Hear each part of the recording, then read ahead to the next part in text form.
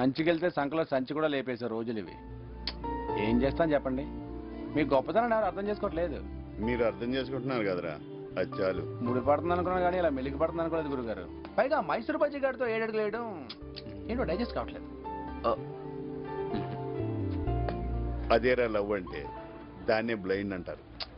అదేమో నాకు తెలియదు కానీ మిమ్మల్ని చేసుకున్న వాళ్ళు నిజంగానే బ్లైండ్ గురుగారు. ఎవడు?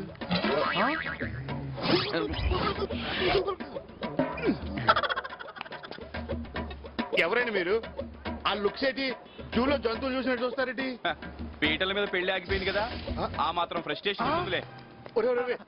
మాస్టర్ మాస్టర్ మీరెవరండి? చక్రి ఎప్పుడొకప్పుడు చక్రం తిప్పేస్తాడు. విష్ణు చక్రమా, భూచక్రమా? నీ చక్రమే. అంత కరెక్ట్ గా చెప్తున్నారు. పెళ్లికి గాని వచ్చారా? కనిపిస్తుంది. మీరు చేసేది ఇది, మీకు ఇది అవ్వలేదని బాధపడుతున్నారు. ఇప్పుడు ఆ బాధ లేదులేండి. మంచి పని చేస్తున్నారు. మీకు 3 చెల్లెలున్నారు. వాళ్ళకి పెళ్లిళ్ళు చేసి మీరు అలసిపోయారు. మీరు ప్రైవేట్ డిటెక్టివా? బయోడేటా అంతా చెప్పేస్తున్నారు.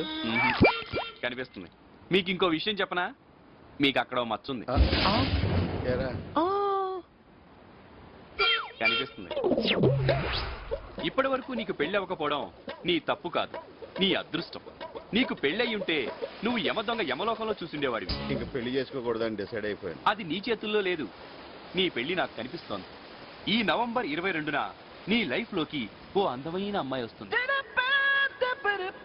ఆ అమ్మాయికి అందంతో పాటు అంతస్తు, అపారమైన తెలివితేటలు కూడా ఉంటాయి.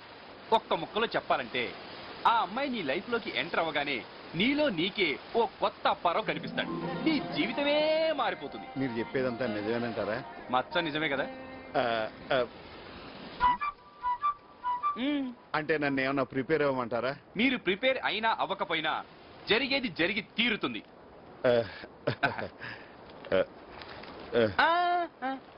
మీకు కాదు, కొత్త సాక్స్ కొనుక్కోవాలి.